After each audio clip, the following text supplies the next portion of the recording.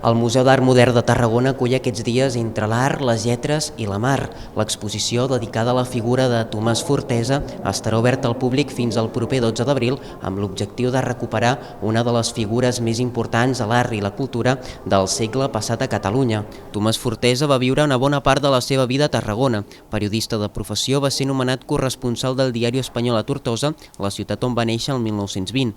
La mostra explora diversos aspectes de la seva vida i ens apropa a la feina que va realitzar per potenciar el seu territori, la seva història, geografia i patrimoni. El polifacètic ebrenc va destacar, entre d'altres coses, pel seu paper en la primera entitat cultural fundada des del final de la guerra, el Cercle Artístic.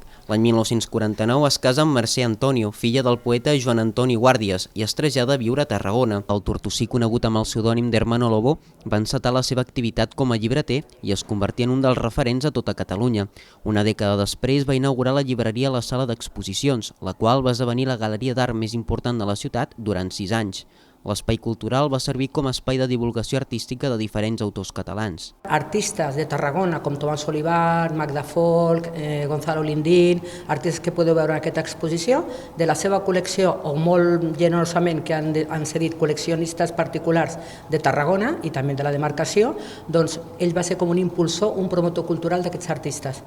El Museu d'Art Modern de la Diputació de Tarragona té l'objectiu de recuperar figures destacades del món de la cultura que per raons diverses no han rebut un gran reconeixement.